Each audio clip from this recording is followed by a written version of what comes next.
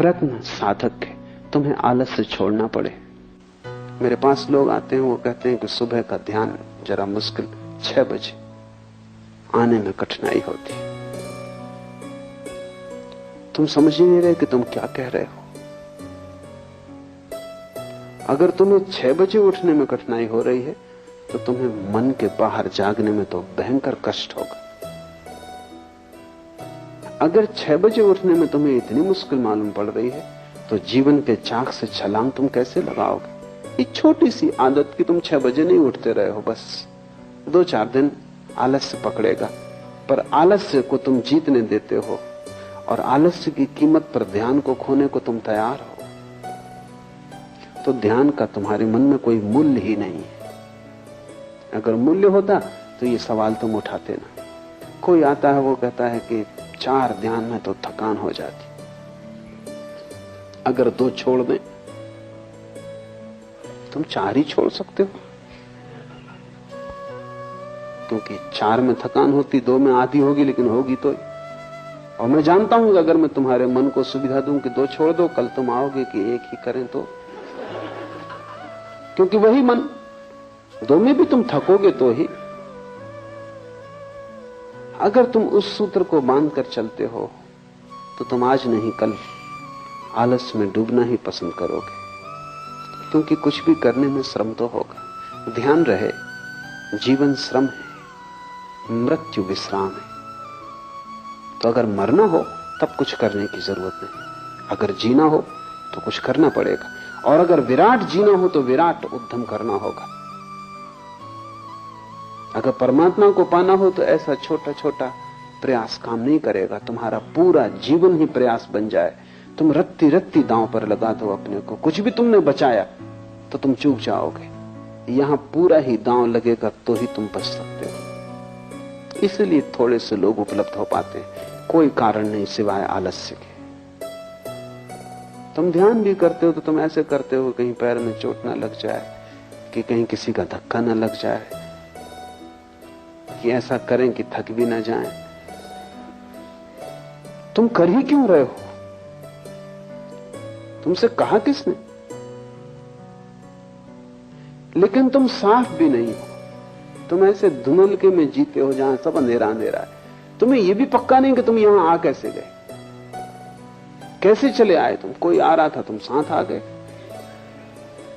कि सोचा चलो देखें, कि चलो देखें दूसरे क्या कर रहे हैं। तुम ऐसे ही धक्के खा रहे हो और ऐसा अनंत जन्मों से चल रहा है, लेकिन धक्कों से कोई मंजिल पर नहीं पहुंचता। मंजिल कोई संयोग नहीं है कि तुम किसी भी भांति पहुंच जाओ। मंजिल एक गंतव्यपूर्ण यात्रा है। मंजिल एक दिशा की तरफ सारे जीवन की धारा को लेकर चलने का श्रम। मंजिल एक संकल्प है। संकल्प करते ही तुम्हारा मन एक धारा में आ जाता, शक्ति इकट्ठी हो जाती, तो ऊर्जा तुम में महान है। तुम जितना सोचते हो कि इतनी कम शक्ति है कि इतने जल्दी थक जाओगे, वो तुम गलती में हो। मनुष्य के शरीर में शक्ति के, ऊर्जा के 3 तल है। एक तल ऊपर का है जो रोजमर्रा काम के लिए, जैसे तुम जेब खर्च के लिए खीसे में कुछ रुपए डाल रखते हो, वो तुम्हारी पूरी संपदा नहीं। वो जेब खर्च के लिए है कि बाजार गए कुछ सामान वगैरह लाना, कुछ रुपए। मुल्ला नसरुद्दीन एक दफा गांव से गुजर रहा था, बाहर अंधेरा था, 4 आदमियों ने पकड़ कर उस पर हमला कर दिया। उसने इस भयंकर ढंग से लड़ाई की कि चारों को पछाड़ दिया।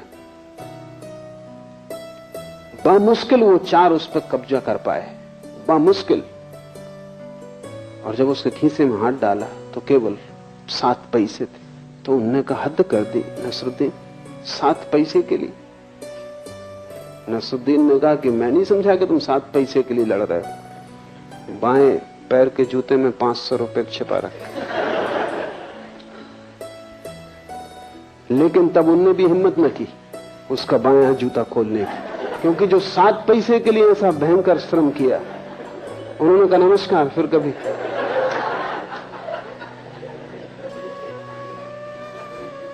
वो जो तुम्हारी रोजमर्रा की ऊर्जा है वो 7 पैसे से ज्यादा नहीं है। वो रोज काम के लिए है, उठना बैठना, भोजन करना, पचाना, सोना, काम धाम, ऊपर का अंग है, खीसे में पड़े हुए पैसे।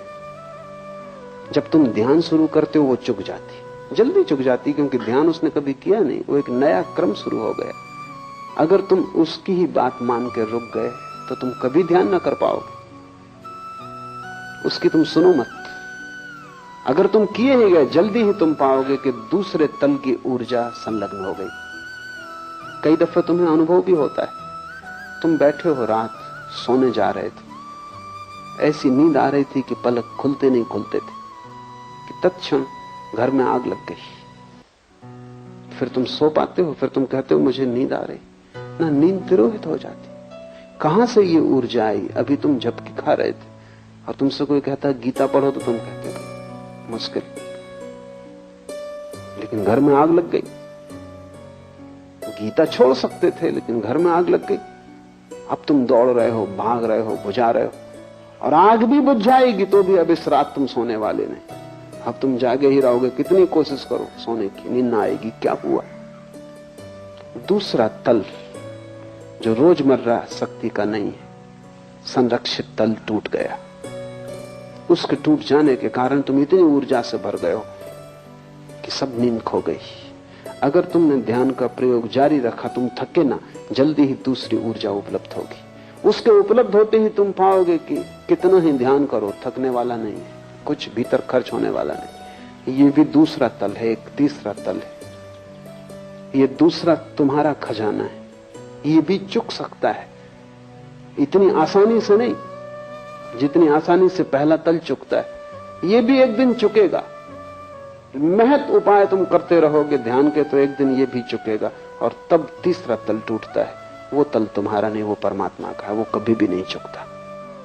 लेकिन अगर तुमने आलस्य किया तो तुम दूसरे तल पे ही नहीं पहुंचोगे, तीसरे पर पहुंचने का तो कोई सवाल नहीं। परमात्मा परम ऊर्जा है, तुम्हारे भीतर ही छुपा है।